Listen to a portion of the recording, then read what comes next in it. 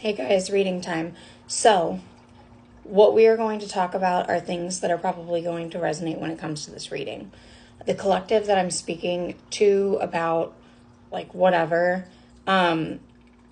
something about the 7 deadly sins is very important. Specifically, anger, which I didn't actually know was one of the deadly sins, but evidently it is. And so I don't know if this is anger being thrown at you or if this is anger coming out because sadness is not being processed properly. But anger is really important. Somebody's really mad, whether that's you, this person, or whether or not that is somebody about this person. I'm not sure. But I had a dream the other night. Something about 3 to 4 is really important. Also, 7s are very important.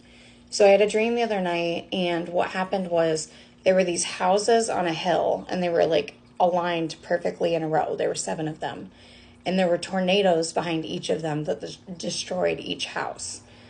And so we get safely in our home after seeing this.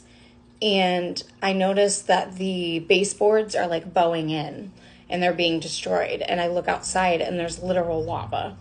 Okay. And my brother actually reaches his hand out and grabs a piece of the dried lava. And it looks like an accordion. And he goes, "Oh, these are the posies that were planted last year. Looks like they're not going to grow now."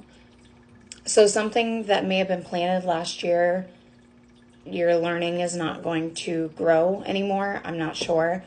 But then after this, I'm like, we're going to die. Like, we're really going to die. And then all of a sudden, everything changes. And, like, everything's calm. And it's like, we know that we're safe to go outside. So I go outside, and there's these 2 people, a man and a woman, standing there diverting this lava away from the house. They created this, like, mechanism to do that and to convert the lava into, like, this acid. Again, no idea what is happening. But I realized that that was, like, my team, my angels working overtime to help me avoid this catastrophe that was going to happen and destroy my home, which in dreams, your home represents your body.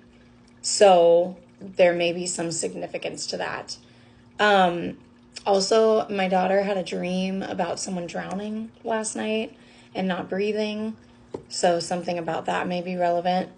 Somebody felt like they couldn't choose you. They couldn't make choices for themselves for whatever circumstances in their life.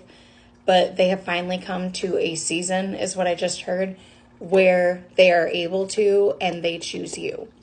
Okay? So something about that is relevant. It's in my notes. There's something really significant about soulmates. This is somebody, like, may be leaving some sort of entrapment, whether that be actual, like, jail time, probation, or whether this be like a relationship, a job that they were in that made them feel that way. They are fresh out of this.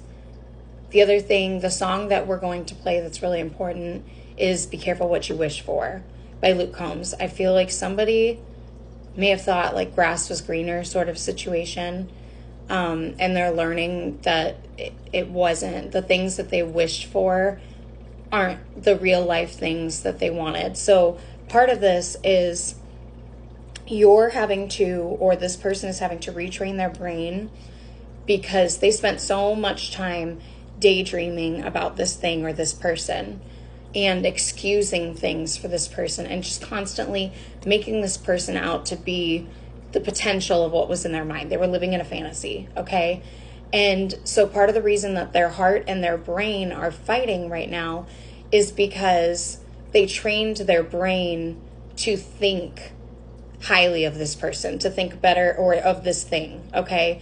And it didn't pan out because it wasn't realistic. It wasn't what they were actually seeing. It was just like their imagination, okay? And so what's happening is they're fighting with their heart and their head because their heart is having them relive these traumatic moments, relive these things that hurt them in order for them to see the truth of what is instead of the fantasy that they created in their mind, okay? So there's something significant about that. The other thing that we will talk about before we get into the reading is the realization that some people will only go off of what they've heard or what they've seen when it comes to you. They will look at a sheet of paper and see what's already there, what's already been diagnosed, what's already been put out there for people to see or people to hear, okay? And they're only going to listen to that.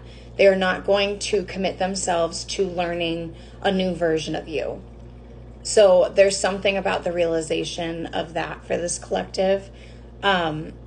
Always advocate for yourself. And I don't mean like sitting there sticking up for yourself, defending yourself, trying to convince these people that you're something that they don't want to believe.